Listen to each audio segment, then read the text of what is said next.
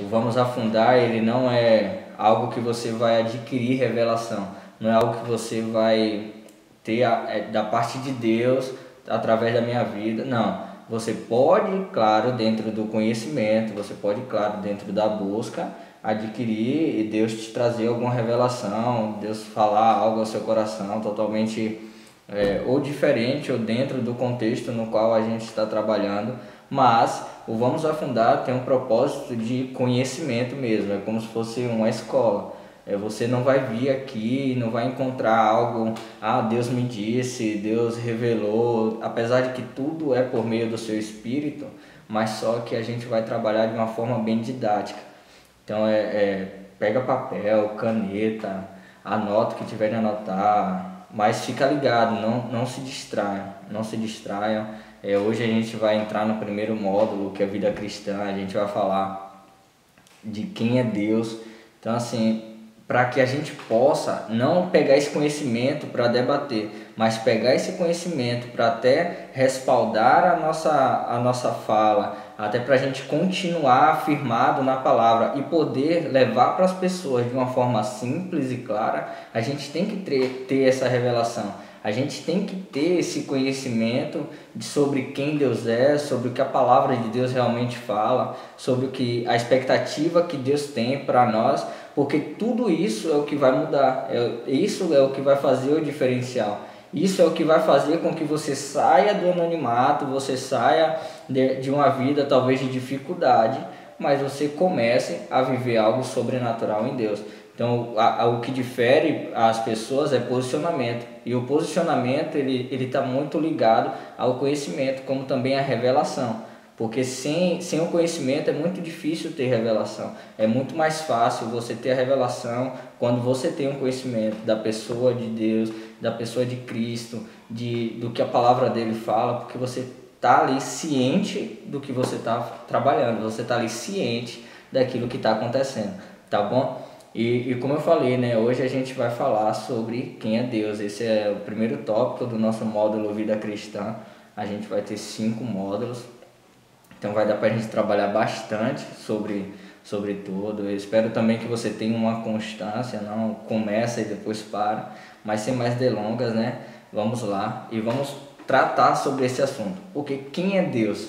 Se alguém te perguntar hoje quem é Deus, o que você vai responder? Qual vai ser a sua resposta? E a gente vai trazer algumas ideias sobre isso respaldadas na Bíblia. Então a gente vai trazer muito versículo hoje, a gente vai ler muito versículo e a gente vai perceber de que a própria Bíblia de Deus revela, a própria palavra de Deus revela quem Ele é, né? E existem 3 fontes de revelação acerca de Deus. 3 fontes. A primeira é natureza, a segunda é diretamente ao homem e a terceira é a Bíblia. Então a primeira, natureza, a gente vai ver lá em Romanos capítulo 1, verso 20, vai dizer: pois desde a criação do mundo, os atributos invisíveis de Deus, seu eterno poder e sua natureza divina, têm sido vistos claramente, sendo compreendidos por meio das coisas criadas, de forma que tais homens são indesculpáveis. Então a gente percebe que mesmo com Deus sendo invisível, a sua criação, ela revela a glória dele, a sua criação, ela continua falando sobre quem ele é. É muito fácil a gente sair da nossa casa, olhar para o alto, olhar para a nossa volta e perceber que o quão grande Deus é, perceber a glória de Deus. Não é que a criação é uma extensão de quem Ele é, mas ela expressa sim a glória dele, ela expressa sim o quão grande e majestoso é, o quão poderoso Ele é. Porque se olharmos para tudo isso que está à nossa volta, ou até mesmo para nosso corpo, a gente vai perceber a máquina perfeita que é o nosso corpo e vamos analisar que existe um Criador que fez tudo por trás com um propósito, tudo já planejado. Então a gente percebe que dentro da criação a gente também vai conhecer e vai ter a revelação acerca de Deus. Nós vamos conhecer quem Ele é também através disso. E tem um outro versículo que fala, lá em Salmos capítulo 19, do verso 1 ao 4, vai dizer: os céus declaram a glória de Deus, o firmamento proclama a obra das suas mãos. Um dia fala disso a outro dia, uma noite o revela a outra noite. Sem discurso nem palavras, não se ouve a sua voz. mas a sua voz ressoa por toda a terra e as suas palavras até os confins do mundo. Nos céus ele armou uma tenda para o sol. Então a gente percebe de novo que um dia ele vai falando para o outro dia, aquilo que vai acontecendo, aquilo que vai desenvolvendo, a gente vai percebendo que tudo vai apontando para isso. Não é que Deus continua falando aquilo que falou no princípio, que haja e ouve, mas só que a partir do momento que a palavra dele vem e traz uma nova realidade e isso vai sendo transformado dia após dia, a gente vai percebendo que ela continua ressoando, a palavra dele continua de pé, continua criando e ainda continua trazendo junto com a criação novas palavras, um novo entendimento para nós, uma nova revelação acerca de quem ele é. E o segundo ponto sobre esse primeiro tópico é que ele também tem a revelação através diretamente ao homem. É outra fonte de revelação acerca de Deus, é que ele vem diretamente ao homem e se revela. De quais formas? Visões, sonhos e profecias. A gente percebe que, eu acredito que cada um de nós já tivemos uma dessas três, ou quem sabe todas as três. Visão, sonho ou profecia. Ah, Maurício, mas como é que eu vou saber se algum desses foi realmente Deus que falou comigo? Foi realmente uma revelação de Deus? O tempo vai mostrar. Por que o tempo vai mostrar? Porque se for de Deus, certamente vai acontecer. Se for Deus que te deu um sonho, ele te mostrou algo profético, algo futuro, vai acontecer. Algumas coisas precisam do nosso posicionamento, claro, mas outras vão acontecer independente do que a gente faça. E a gente começa a analisar se os nossos atos estão de acordo à vontade de Deus, respaldados na palavra de Deus. Então vai acontecer e a gente vai perceber que foi realmente Deus que trouxe aquele sonho, que te deu a visão ou profecia. Algo que eu quero abrir um parênteses para falar sobre profecia é que se você receber uma profecia, não analise quem está falando, analise a profecia, não o profeta.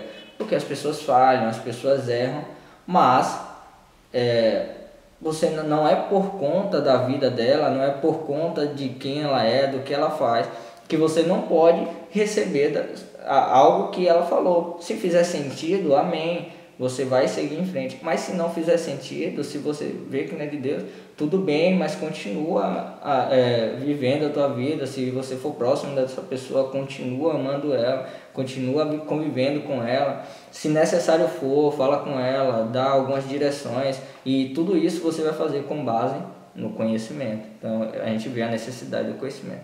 E o terceiro tópico da revelação, das três fontes de revelação acerca de Deus, é a Bíblia. Ela é única, objetiva, ela é direta.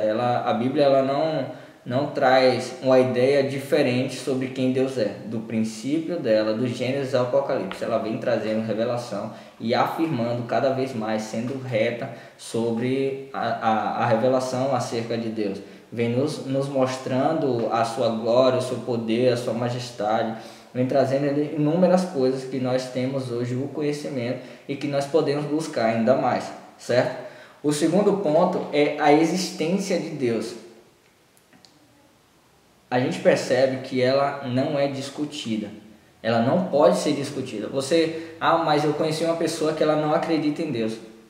Se ela não acredita, você respeita, mas você não entra em um debate, você não começa a discutir com ela, porque se a Bíblia ela considera natural e conhecida a existência de Deus, é assim que nós devemos também se posicionar. A nossa vida deve ser respaldada à palavra de Deus. E se a palavra de Deus nos mostra desde o primeiro capítulo, desde o primeiro versículo, que ela é natural, a existência de Deus é natural e conhecida, é dessa forma que eu vou me posicionar. É desse jeito que eu vou falar para as pessoas e quem sabe revelar através da minha vida também, que é nisso que eu creio. Mas Gênesis capítulo 1, verso 1, a Bíblia já começa dizendo: no princípio Deus criou os céus e a terra. Então ela já foi bem clara, é natural a existência de Deus e ela é conhecida. Todos nós conhecemos, todos nós sabemos que ele existe. E se tem alguém que não sabe, não sou eu nem você que vai convencer, mas é o próprio Espírito Santo, tá bom? E ela também, a existência de Deus, adverte quem não crê. Lá em Romanos capítulo 1 a gente vai falar assim: Portanto, a ira de Deus é revelada dos céus contra toda impiedade e injustiça dos homens que suprimem a verdade pela injustiça. Pois o que de Deus se pode conhecer é manifesto entre eles, porque Deus lhe manifestou. Pois desde a criação do mundo, os atributos invisíveis de Deus, seu eterno poder e sua natureza divina têm sido vistos claramente, sendo compreendidos por meio das coisas criadas, de forma que tais homens são indesculpáveis. Porque tendo conhecido a Deus, não glorificam como Deus, nem lhe renderam graças, mas os seus pensamentos tornaram-se fúteis e o coração insensato deles obscureceu-se. Dizendo-se sábios, tornaram-se loucos e trocaram a glória do Deus imortal por imagens feitas segundo a semelhança do homem mortal, bem como de pássaros, quadrúpedes e répteis. E a continuidade desse capítulo ela vai falando que Deus entregou, por conta disso, Deus entregou a impureza, Deus entregou a práticas. E o que eu e você deve perceber com isso é que a advertência de Deus é: tá bom, você não crê, você não reconhece quem eu sou, não crê na revelação que minha palavra te dá, na revelação que eu venho diretamente a você e dou, tá certo, eu te entrego. E não é uma entrega de como o mundo faz. A gente precisa entender que Deus é totalmente diferente do mundo e que Deus foge da nossa ciência. Então a gente não pode pegar a partir daquilo que a gente conhece, botar Deus nessa caixa e não, a entrega de Deus é como eu estou entregando algo que eu não quero, não. É que por escolha, pelo livre-arbítrio, então estou te entregando a todas essas coisas. Por quê? Porque se você firmado em quem Deus é, você vai estar firmado nessas outras coisas. Então é por isso que mostra que Deus entregou, é porque você escolheu ir para lá. E se você escolheu, Deus vai te entregar tudo isso. Então a gente tem essa advertência também quando nós não temos essa revelação e não cremos na existência de Deus. Mas glória a Deus, todos nós aqui cremos e buscamos a Ele. E também filosoficamente podemos tentar chegar na necessidade de um ser supremo e criador. Na nossa consciência, se pararmos para pensar do nosso ponto de vista, a gente vai perceber que existe alguém supremo, que existe um ser supremo ao homem, à mulher, e que ele é o criador de tudo. Não faz sentido não ter essa visão. Não faz sentido a gente parar e pensar que tudo surgiu através de uma explosão. Mas existe uma teoria por trás. Tá bom, existe uma teoria, mas aqui eu te mostro a revelação, não é a teoria. É algo que é incorruptível, algo que é imutável, algo que não se perde no caminho. E nós temos a revelação sobre tudo isso, não só com palavras, mas também acaba acontecendo coisas na nossa volta e em nós, e através de nós que percebemos a existência desse ser supremo.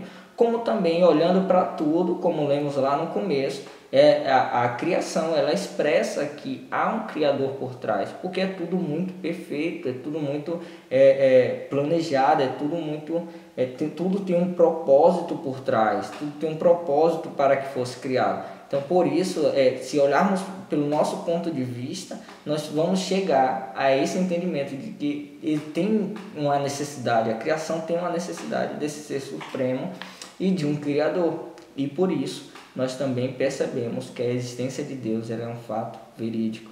O terceiro ponto é a natureza de Deus. E dos pontos sobre isso é que Deus ele é um ser pessoal. Ele tem sentimentos, ele é relacionável. A Bíblia nos mostra isso, como também lá em Gênesis capítulo 1, verso 27 vai dizer: criou Deus o homem à sua imagem, a imagem de Deus o criou, homem e mulher os criou. Então, se Deus criou a imagem e semelhança, de que forma foi? Eu já falei sobre isso algumas vezes com alguns de vocês, mas não é que Deus ele tem essa forma que a gente tem, essa imagem que a gente tem, porque ele já revela que Deus é invisível, Deus é espírito. Então, de qual forma nós somos imagem e semelhança? É na nossa conduta, no nosso pensar, nos sentimentos, no intelecto e na moral. E por isso também nós percebemos que Deus ele é um ser pessoal. Como lá em Gênesis capítulo 6, verso 6 vai dizer: então o Senhor arrependeu-se de ter feito o homem sobre a terra, e isso cortou-lhe o coração. Então a gente vê um Deus cheio de sentimentos, a gente vê um Deus... E não é que Deus se arrependeu porque não sabia o que ia acontecer, não. Deus se arrependeu e essa é uma expressão escrita para que a gente entenda mais ou menos o que aconteceu, para que chegue perto. É como... a gente percebe lá em João 3,16 que fala amou o mundo de tal maneira, então não houve expressão para aquele amor, e aí ele botou de tal maneira, mas de que maneira é essa? A gente não consegue ter a dimensão, mas aqui ele conseguiu achar uma palavra que poderia trazer para nós o conhecimento sobre o que realmente estava acontecendo, tá bom? Outro ponto é que Deus ele é um ser espiritual, e por isso, quando nós conhecemos a Deus, nós também recebemos um novo Espírito e se relacionamos com o Espírito de Deus. E por isso que a Bíblia nos impele a quem nasceu no Espírito viver por meio do Espírito, porque é assim que você vai se relacionar com Deus, é de uma forma espiritual, é por meio do seu Espírito, não é na carne. E lá em João capítulo 4, verso 24, vai dizer: Deus é Espírito e é necessário que os seus adoradores o adorem em Espírito e em verdade. Tá bom? Outro ponto é que Deus ele é um ser independente. Jeremias capítulo 10, verso 10 vai dizer: mas o Senhor é o Deus verdadeiro. Ele é o Deus vivo, o Rei eterno. Quando ele se ira, a terra treme. As nações não podem suportar o seu furor. Então Deus não depende de ninguém para nada. Deus nos escolheu porque ele quis. E a gente vai falar um pouco disso mais à frente. Mas a gente percebe isso também lá em Êxodo capítulo 3, verso 13 e 14. Moisés perguntou-lhe: quando eu chegar diante dos israelitas e lhes disser: o Deus dos seus antepassados me enviou a vocês, e eles me perguntarem qual o nome dele, que lhes direi? Disse Deus a Moisés: eu sou o que sou. É isso que você dirá aos israelitas: eu sou, me enviou a vocês. Então Deus ele não precisa de nós, ele não depende de nós, e Deus ele está ali disposto a estar conosco. Ele nos lavou, nos remiu, nos justificou, santificou para estar mais perto de nós e poder estar conosco por toda a eternidade. O quarto tópico sobre essa primeira parte do módulo de quem é Deus é os atributos de Deus. Os atributos de Deus eles devem ser vistos como um todo, nunca isolado. Não é que os atributos eles fazem parte de quem Deus é, não. Eles pertencem ao seu ser. Não são qualidades que tem ou pode perder. Não é que Deus é bom e Deus pode deixar de ser bom. Não é que Deus ama e Deus pode deixar de amar. Não. Deus, esses atributos eles pertencem a Deus. E quais são esses atributos? Tem os atributos, eles se dividem de uma forma natural e moral. Então a gente vai falar das formas naturais primeiro, que é o que? Infinito. Esse é um atributo natural de Deus. Salmo capítulo 45, verso 3 vai dizer: grande é o Senhor e digno de ser louvado, sua grandeza não tem limites. Outro atributo pessoal e livre. Salmo 147, verso 11. O Senhor se agrada dos que o temem, dos que depositam a sua esperança no seu amor leal. Outro atributo também imutável e eterno. Então a gente vai começando a analisar os atributos de Deus e você vai começando a perceber coisas na sua vida de que Deus já liberou ou Deus já falou. E você percebe que isso não vai mudar, independente do que você faça, independente daquilo que você pense sobre se vai acontecer ou não. Deus é imutável, mas como eu falei no início, eu volto a dizer, algumas coisas precisam do seu posicionamento e outras vai acontecer mesmo que você não se posicione, tá bom? E dois versículos na verdade queria ler que fala sobre esse atributo de Deus imutável e eterno. Um está lá em 1 Timóteo capítulo 1 verso 17: ao Rei eterno, imortal e invisível, o único Deus, a Ele sejam dados a honra e a glória para tudo sempre. Amém. E também lá em Salmo 102, do versículo 24 ao 27, vai dizer: ó meu Deus, Tu que vives para sempre, não me leves agora, antes que eu envelheça. No começo criaste a terra e com as Tuas próprias mãos fizestes o céu. A terra e o céu vão acabar, mas tu viverás para sempre. A terra e o céu se gastarão como roupas. Tu os trocarás como se troca de roupa, e eles serão jogados fora. Mas tu és sempre o mesmo, e a tua vida não tem fim. Outro atributo de Deus, transcendente e imanente. Lá em Isaías capítulo 40, do verso 12 ao 15, vai falar sobre isso. Lá também em Atos capítulo 17, do verso 24 ao 28 também. Eu não vou estender muito nas leituras, mas eu vou mandar esse conteúdo também para vocês, até para a gente não exceder muito tempo. Onisciência de Deus, lá em Salmos 139, o capítulo inteiro vai falar sobre a onisciência e a onipresença de Deus, mas a onisciência está do verso 1 ao verso 6, e a onipotência de Deus também fala lá em Salmos 115, verso 3. Nós respondemos: o nosso Deus está no céu, ele faz tudo o que quer. Então a gente percebe alguns atributos morais, naturais de Deus. E agora a gente parte para os morais. Bondade, amor, benignidade, misericórdia e fidelidade. E lá em João capítulo 3, verso 16, como a gente já conhece esse versículo, eu acredito que todos nós sabemos até citá-lo, que fala: porque Deus amou o mundo tanto que deu o seu único Filho, para que todo aquele que nele crê não morra, mas tenha a vida eterna. Esses atributos também vão ser ditos lá em Salmo, verso 107, em 1 João, capítulo 4, do verso 8 ao 16. Nós também percebemos a santidade, esse é um atributo moral de Deus. E lá em Salmos 99, do verso 1 ao verso 2, vai dizer: o Senhor Deus é o Rei, os povos tremem. Ele está sentado no seu trono, que fica sobre os querubins. A terra estremece. O Senhor é poderoso em Jerusalém, ele governa todos os povos. Como também 1 Pedro, capítulo 1, verso 16, porque as escrituras sagradas dizem: sejam santos, porque eu sou santo. Então a gente percebe a santidade de Deus e a intenção também de Deus de que sejamos assim como ele é. Outros atributos também de Deus, atributos morais, é justiça, verdadeiro, vingativo e irado.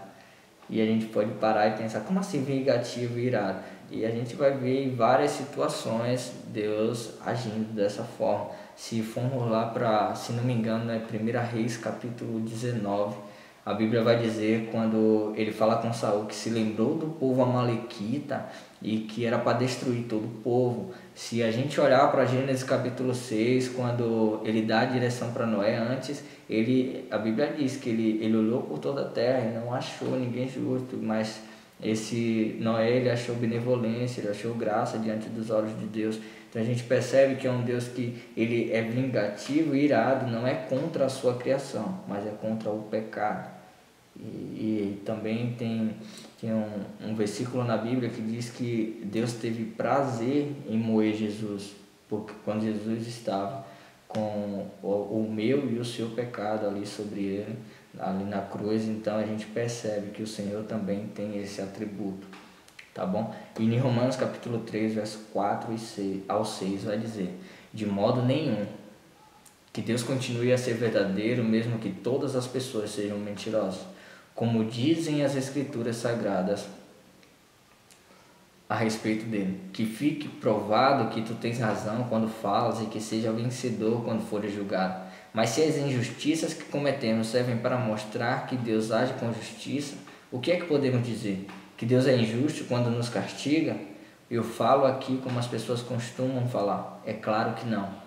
Então a gente percebe que Deus ele é justo, verdadeiro, vingativo e também se ira. E tá tudo certo. O quinto tópico que a gente vai falar hoje é o homem diante de Deus, né? O homem e a mulher. Quando a gente fala o homem, a gente está falando sobre os dois, tá bom? Que Deus não precisa de nós, eu já falei.